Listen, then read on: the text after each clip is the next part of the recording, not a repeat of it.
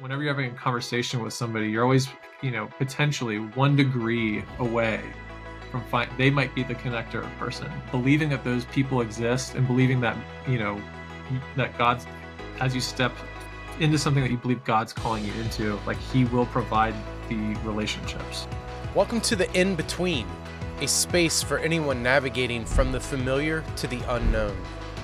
Whether you're facing a personal, professional, or spiritual disruption, these conversations are here to help guide you through the questions, uncertainties, and opportunities that come with change. Hear from leaders, thinkers, and storytellers who found their way forward, and learn how you can too.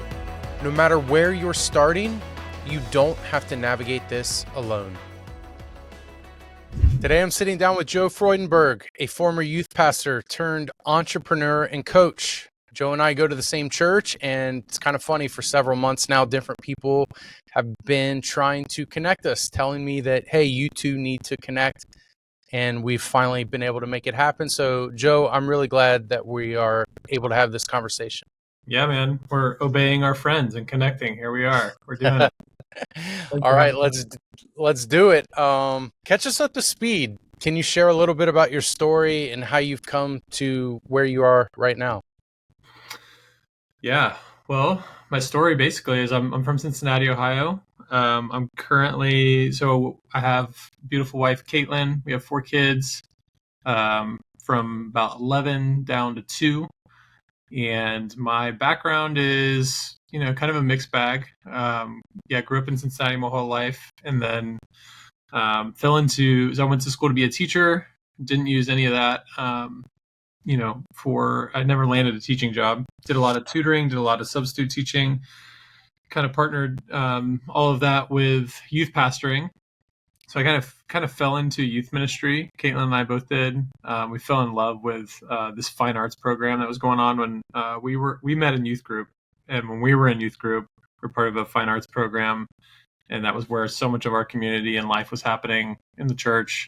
And then we ended up leading that same program at a different church. Fell into an open youth pastor position, and just rode that wave for about 7 years. So. Wow. Yeah, so it was a super sweet time in our journey. And then we started having kids. I was like, all right, how are we gonna provide for these little people? And so we shifted churches, and then I eventually came out of vocational ministry and was very confused about how to use the skills that I knew worked in that world in the marketplace. Mm-hmm. So I spent a few years wandering, and eventually, out of just really necessity, found some mentors that were answering some of the questions that I was asking around, being a dad, being a father, and doing that well. That wasn't super intuitive to me.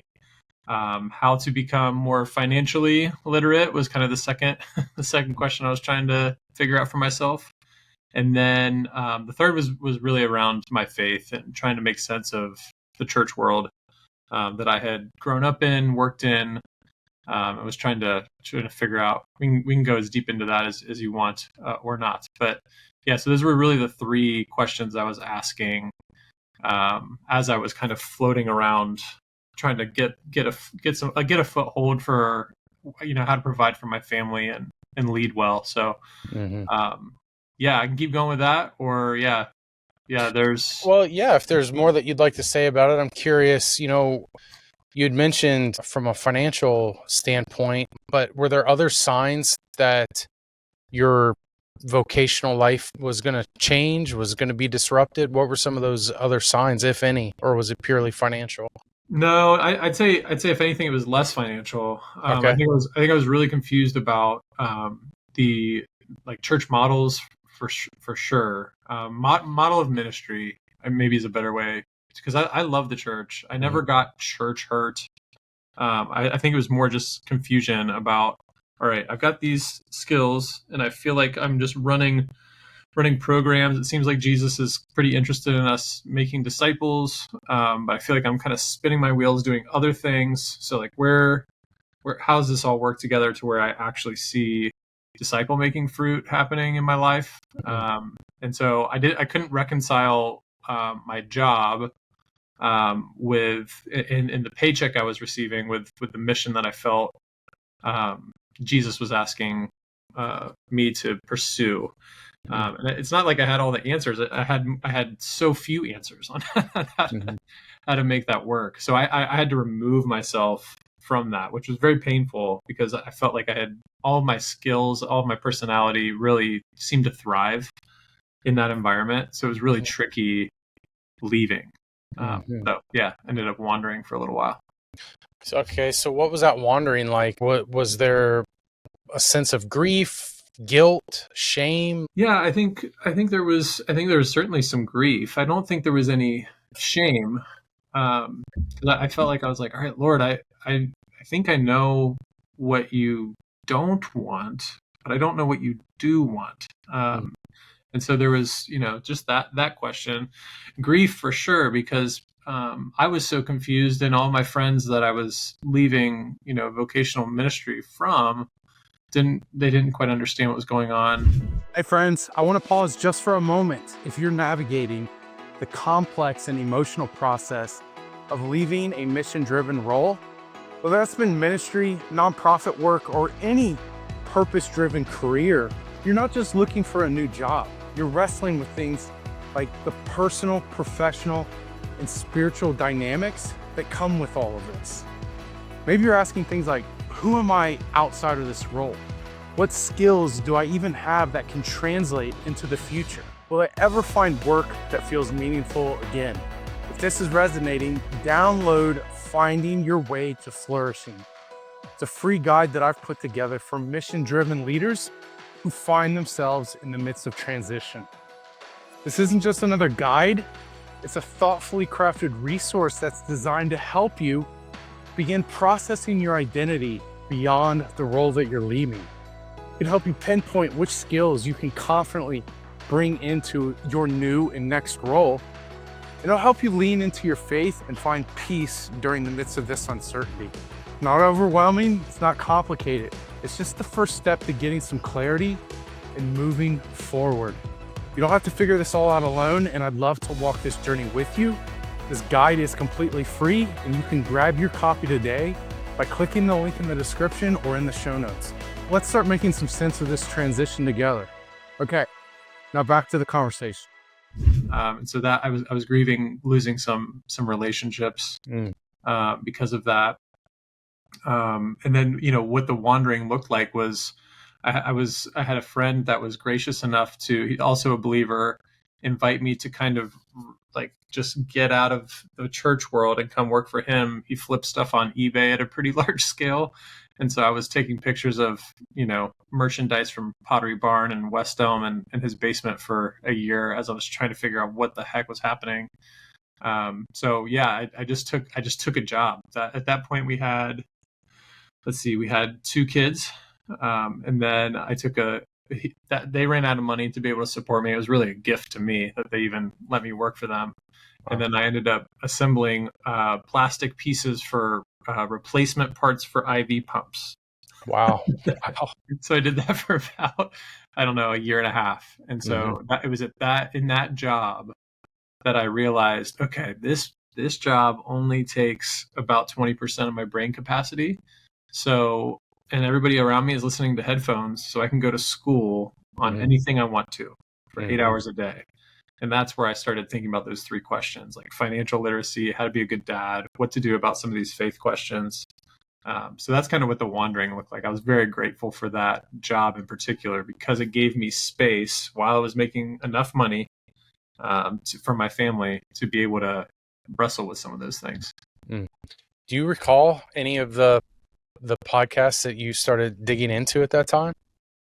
Yeah, there were a couple local guys that I was listening to. I don't know if you know the Abraham's Wallet guys, Steve Emmanuel and Mark Parrott run an awesome podcast called Abraham's Wallet. So that was really helpful. There was one in particular was Dad Tired with Jared Lopes. I don't know if you know Jared. No. Yeah. So and then it was on. And then I just, on the financial literacy side, I just started with Dave Ramsey. I just started crushing Dave Ramsey YouTube videos. But that led to other, Dave Ramsey's great. we owe a lot to him for our family, but that opened the door. You know how the algorithm will just take you, oh, you're interested in financial literacy. Here we go. So, for better or worse, I let the YouTube algorithm be my guide on those three subjects. So, Wow. Yeah. Gotcha. Yeah. Okay. So you were figuring that stuff out, asking those questions, digging in. When did things change next for you? So you're putting plastic pieces together. What happens next? Yeah. So on one of the Dad Tired podcasts, at the time, the host was living in Portland or somewhere way West Coast, and he had a guest on who talked about all three of those questions in one podcast. His name is Jeremy Pryor, and if you know Jeremy, the way he talked about these three subjects all together, very integrated, was pretty unique. Because it wasn't just, here's how to do this category of your life, here's how to do this category, here's how to do this category. It's like, how do you integrate all three in an incredibly healthy way, a sustainable way, which didn't sound or seem possible to me. I thought I was going to be trying to figure those out, kind of each of them parsed out. So at the end of that podcast, he said, and again, I've never heard of this guy. He says, we're running this nonprofit. In addition to all the other stuff he talked about on the podcast, he said, we're running this nonprofit called 1,000 Houses. And we live in Fort Thomas, Kentucky. So my ears are, I'm like, what? This is like 20 minutes from my house. So I connected with this guy, Jeremy, had my first bourbon on his front porch. It was my first glass of bourbon ever. Oh, wow. And I was like, who is this guy? What's going on? And yeah, so long story short, I started helping Jeremy with that nonprofit. And part of the agreement to coming to, because I was pretty convinced that I didn't want a career in vocational ministry solely, was not for me. I was pretty convinced of that. So I was very hesitant to go into the nonprofit world again. But one of the stipulations to the employment agreement was, Jeremy was going to coach me. He had started and sold a couple businesses, had some experience with entrepreneurship. And the stipulation was, you can work here for 2 years. And during that time, we're going to try to help you build other income streams that free you up to really pursue more ministry and be able to fund that yourself. And so I saw him kind of operating, in that way for his family and being able to fund things that they felt God was calling them to do. And it was very attractive to me. So I was like, I don't really know what this is going to look like. I don't know you super well, but I'm in. Like, let's figure this out. I saw good fruit, and I wanted that for my life. So that's where we headed next. So basically over the next, I don't know, maybe 2 years, maybe a little bit. I think it stretched a little bit longer than that. I helped him kind of create this next iteration of their nonprofit, helping disciple households who disciple others. Leveraging their homes, leveraging the rhythms of their own family and the unique giftings of their family. And so that's been super fun. I still do a lot of work with them. But the income streams that I tried out, we really started with a huge part of my background is tennis. And so I grew up playing tennis. I played in college. One of my other full-time jobs that kind of paired well with youth ministry was coaching tennis. And so I found a little niche in pickleball as pickleball was starting to catch fire about, I don't know, it's probably been 5 years ago when I first picked up a pickleball paddle. I realized, man, I've coached a lot of tennis. I could just start a pickleball coaching business and just do lessons and corporate events and things like that. So I started this business called Pickle Fam, and it was great. But it was very much trading dollars for hours still. You can never string 8 hours of pickleball lessons together well. So it wasn't working. And Jeremy was like, hey, if you're going to, he gave me some great advice. I'll never forget this particular piece of advice, which was, if you're going to try to start a business in something like pickleball, there needs to be a high enough dollar transaction in that space in order to warrant really building a business properly. And so he was like, if you can't find that, then you may need to find a different industry, which I was like, that's fair. And then he said, we actually just had a pickleball court built in our backyard, and I know what I paid for that. It wasn't cheap. And I watched the guys do it. It seems somewhat straightforward. What if you just competed with those guys? So I was like, my reaction to that was not a chance, because I'm not a handy guy. I'm a tennis player. I'm spending my time at the country club hitting forehands and backhands. I can hang a picture up on my wall as long as it doesn't have two hooks. Yeah, That's exactly. too complicated, Yeah. So I'm not a handy guy. So it felt like a non-starter. So I kind of retreated back into the coaching, the pickleball coaching, and it just continued to not work. And at that point, we had 4 kids, and I was like, all right, I got to figure something out. So I just started. I don't know if you want me to keep going. Yeah, please. Yeah, I think there's a lot of people. I think there is something happening, and I feel like I have to express this a lot, but I still love the church. I still love pastoring and pastors, but I do think that there is a disruption that is occurring, and a lot of people. I just talked to a girl today on LinkedIn. I talked to another person through LinkedIn last week. We had a couple of conversations. They're trying to transition out of ministry and figure things out and get a vision for what that can look like. So this story is very important. So yeah, keep going. Yeah.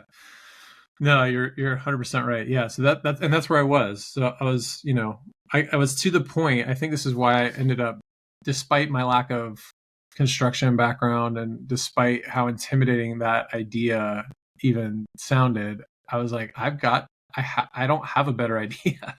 And so maybe I can work this out, And so I literally was just like, all right, I'm going to reach out to some local or some paint suppliers and see what kind of paint I need to make pickleball courts. So I did that. I reached out to a company, and they sent me to a local court builder, which I didn't really want, because now I'm on their radar as a potential competitor. It happened right away. I was like, oh gosh, this is weird. But long story short, that I very naively asked that court builder to lunch and basically said, hey, would you have lunch with me, and would you tell me what your business is, because I'm thinking about starting the same business in the same city. Would you have lunch with me? And he graciously said yes. Wow. And he's a little bit older, towards the end of his career, so I think he saw how green I was with entrepreneurship in general. I'm just like, I'll let's see what this kid's about. And so yeah, we had lunch, and I told him why I wanted to start the business for my family, to get some capital and do some good things in the world and stuff like that. He was like, man, I love your ambition, Joe. The construction gap is a thing. I think it's going to be hard for you. He said, but I happen to have a gap in my own situation here, and I need another guy for my team. This was March of 2022. Wow. And he said, if you want, you can come work for me and learn everything. You can learn the hard skills. We'll spend a lot of time in the truck together. You can just help me with questions. And if at the end of the summer you really want to start your own thing, there's more than enough market for both of us to succeed. So wow. I owe a ton to him. So that's exactly what I did. I was like, all right, let's try to build courts with this guy. And that's what I did. So I'm on my hands and knees filling cracks all summer. I almost quit easily. I mean, very close to quitting, maybe 4 or 5 times, because wow. I didn't know. I felt pretty lost. Even taking that step, I still was like, I don't know if this is going to be the thing. Mm-hmm. But it was at the end of that year that I made it through. And it was at the end of that year I had enough time before it got cold here in Cincinnati to do my first job. Somebody gave me a shot, and I did my first residential pickleball court, and that was amazing to get a check at the end of that job and say, I think if I can get more of these things, then I think this could work for our family. So yeah, that was a big moment. Oh, I love it, man. Congratulations. Was there something that was keeping you going? How did you keep showing up, like when you wanted to quit? Like, Yeah, well, I think, well, very practically, I started asking this guy that I was working for some of the numbers, and he was pretty open. Like, you can do this. This is what's gonna, this is what our materials cost. All the things. And so I was like, I think this could work. But I'd say at a bigger picture level, what kept me going was I was surrounding myself more and more. We have an amazing network of entrepreneurs in the Cincinnati area, and I was seeing more of these dads that had taken these risks. I was listening to more and more stories of like guys spending 2 to 5 years just like trying different things, failing, trying again, and then finally finding some footing. And I was just I think I was inspired, and I was seeing, some of those guys had reached some level of success and had been there for 10 plus years. And I was watching the fruit of, their marriage, like how their children, just the culture of their home. And I was like, man, and I was watching them give financially to things. And a lot of them were, vocational ministry guys at some point. And so I was grateful to have some examples, and they were cheering me on too. So the network of people was pretty huge at that point. Yeah, I keep hearing that throughout your story that are you a networker by nature?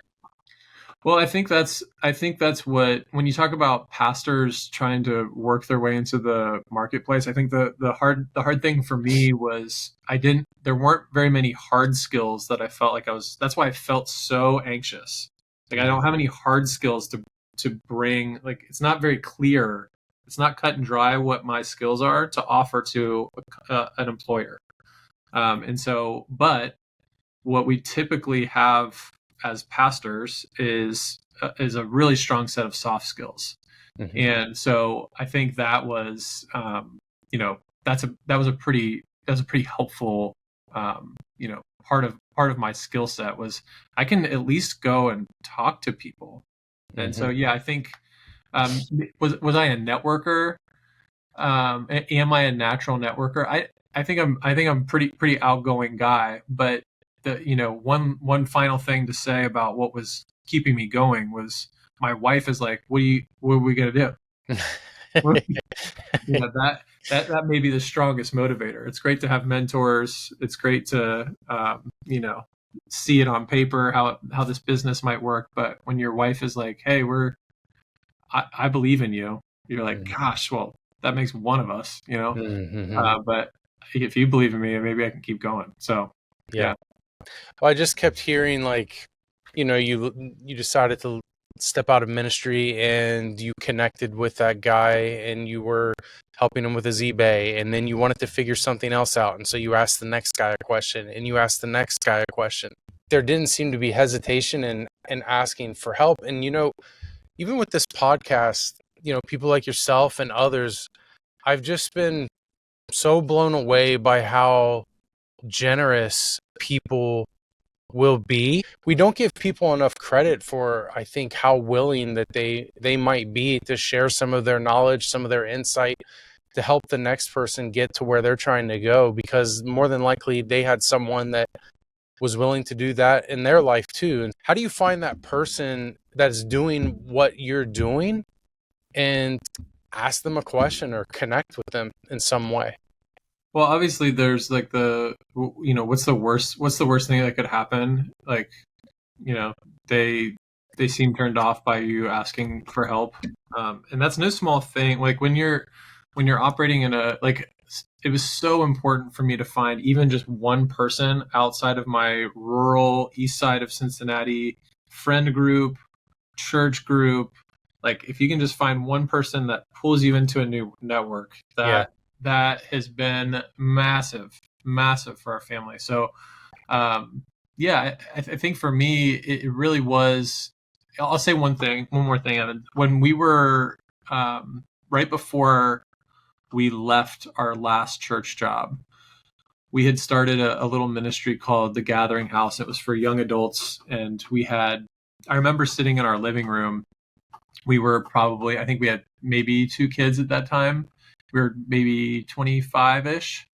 And we got our friends and family in our little townhouse living room. And we were casting this vision for this ministry. And it was like, we're going to do these retreats, and we're going to get this like property with a barn, and we're going to have these worship nights, and it's going to be amazing, and have all these, traveling equippers come in and help us bless these young adults. And it was great. The vision was always, it was great. But then it was like, all right, but then we need you all to fund like that and us.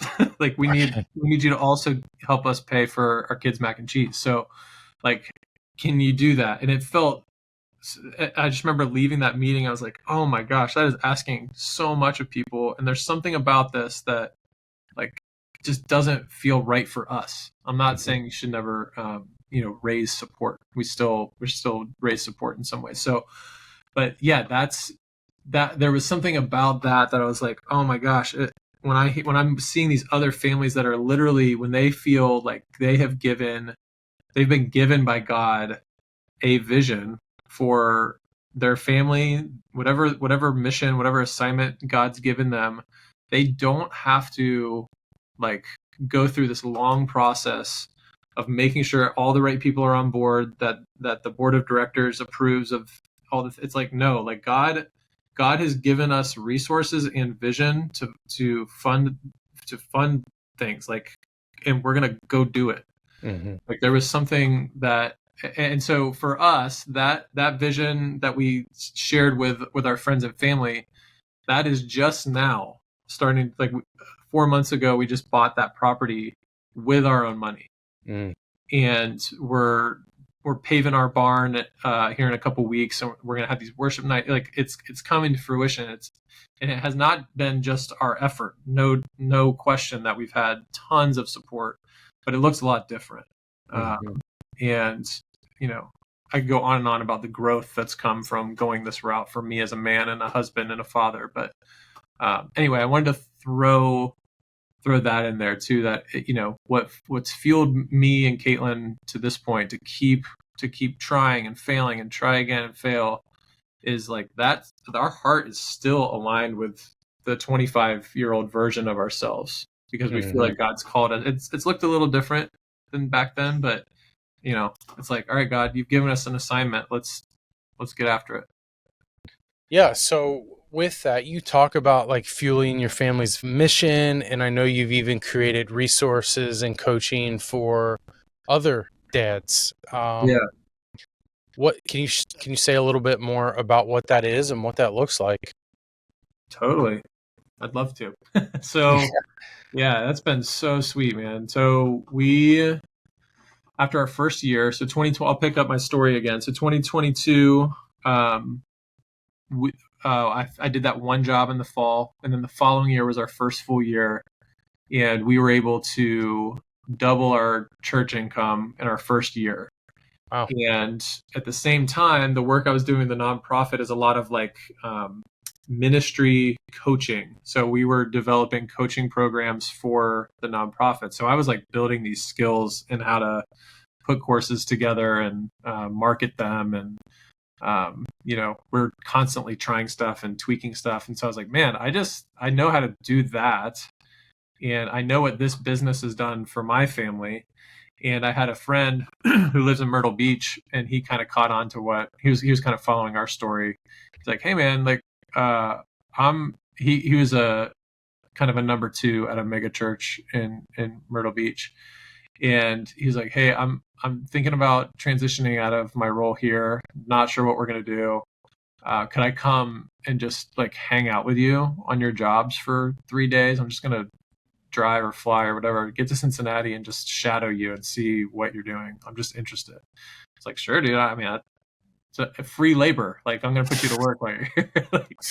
And so he did that. And then he kind of went back and talked to his wife. And then he came back for another 3 days, like 3 weeks later. He's like, I think I'm going to do this, but I want to like come back with that. Like, I'm going to go for it. I'm going to, that kind of mentality. So he came and trained a little bit more intensely with us and just worked on some jobs.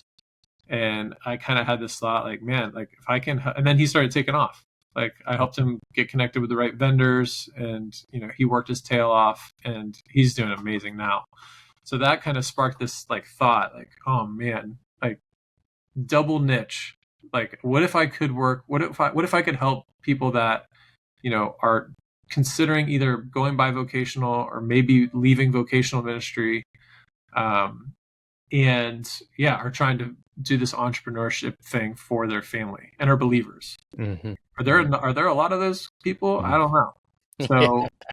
So fast forward to today, 2 years later, I've got 10 guys I'm coaching right now, and I'm just watching them like relive my journey and beyond. Some of them are surpassing me in certain areas, which is so sweet. We're all collaborating together on how to kind of win in this industry, and it's been the alignment of having believing dads all doing this together, and the camaraderie that we're experiencing is pretty rich. It's been fun.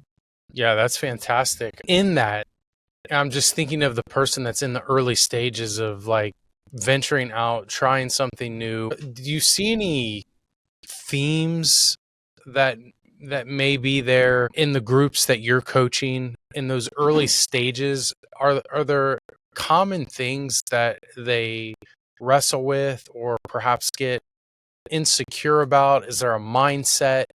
Anything like that come to mind? Well, sure. Well, I think having I needed somebody to hold my hand, like through the transition. And I literally, I had that person. And so on the business side, it's always helpful to have this concept of the unfair advantage. Like, how am I going to get, like on paper, it doesn't make sense that I'm going to go from this job with little to no financial runway transitioning to starting a business. Like that can be really, really tricky. So you have to have, I think, you have to find a hand holder / coach. And whether that's someone that is just like you were saying, like they're surprisingly offering themselves and their wisdom to you. Like those people do exist. And so I think the mindset that can be limiting is you tell yourself that those people actually don't exist, and it's not even worth trying to reach out.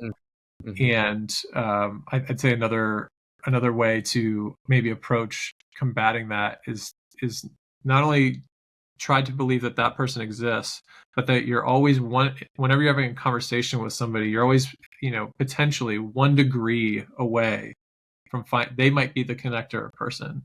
So maybe if you take a shot at saying, hey Evan, like I'm thinking about taking this risk for my family, could you help me? You could say, dude, I'm listening to your story and I would love to help you, but I can give you like 5% of what you need. But my friend Jerry over here is who you need to talk to. Yeah. And Jerry's the one that helps you take off. Yeah. So believing that those people exist and believing that, that God's, as you step into something that you believe God's calling you into, like he will provide the relationships.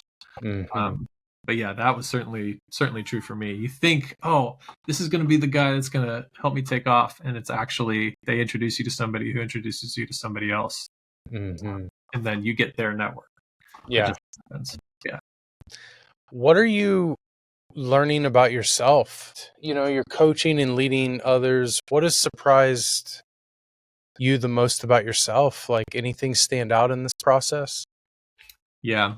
And sorry, I've got baby girl screaming in the background. I don't know. Oh, it's okay. Man, so much. I had terrible grades in high school. I barely graduated college. Terrible student. Generally pretty lazy. Firstborn, entitled, country club type kid, whatever. And I think my laziness really lasted until, I don't know, and even into my youth pastoring days. I have learned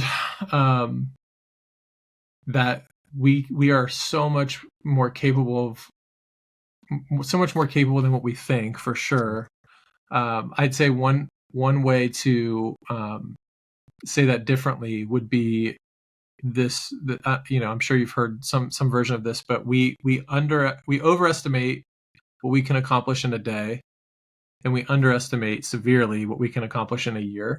Mm-hmm. And that, like, somebody said that to me, I was like, oh, that's giving me, that's giving me some freedom. Like, as long as my motivations are from the Lord and from my family, in the vision that I feel like we've been given, like, as long as I'm just trying to take the next right step, I think we can take ground. Mm-hmm. And there's been, like I said, I started in 2022. It's 2025, so we've really only been at this 3 years. And the amount of growth that I've seen, I think we're just capable of taking on a lot more weight. Mm-hmm. I didn't think I was the guy to take on weight. Mm-hmm. I never believed that about myself. Mm-hmm. And it's very simple. That it's just like working out. It's like, well, yeah, if you opt into lifting, and you're going to be able to lift more. Mm-hmm. And I think God is just like, he's that guy that's like, hey bro, you ready to go to the gym? Like, let's get to the gym. And that's been the case for me. Yeah. Love it, Joe. Last question. What does flourishing mean to you nowadays? It's a really timely question for where I'm at right now. I think flourishing is what kind of fruit do I see in my children? That's kind of it. Like I was actually tonight we always have breakfast for dinner on Monday nights, and so I told you we have 4 kids, and our youngest, Molly, who's upstairs crying right now, she said she's saying please way more than any of our other kids at 2 years old. And there was something about, like, our boys are just sitting at the table eating their breakfast sandwiches, shirts off, just summer living. And everyone's like, it's not always like this, but it just, we hit a moment where I was like, man, we've got some good kids. Like, God's really, like, blessed us. And I feel like, and I'm just looking across at my wife, and I'm like, I think we're going at the right pace towards the things that God wants us to pursue. And we're not trying to make it all happen this year. But yeah, are we on the right trajectory? Like Paul talks about, like, make it your goal. I really like that line. Make it your goal.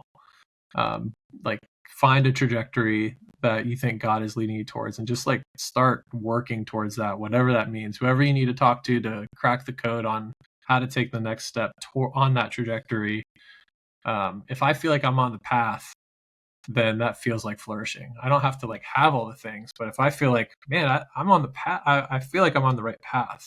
That feel, and if me and my wife are in lockstep on that, that feels like flourishing to me. I'm happy for you, Joe. I love hearing that about your kids too. That's amazing, man. Thank you for sharing your story. For those who want to connect with you, who want to learn more about your coaching, the different resources that you offer, where would you want to send them? Yeah. If anybody's like, hey, I might want to be a pickleball court guy, you can go to CourtProCoaching.com, and yeah, fill out the form there, and you'll find me, and we can chat. Excellent, man. Well, thanks again, Joe. Yeah, thanks, Evan, for all you're doing, man. Appreciate you.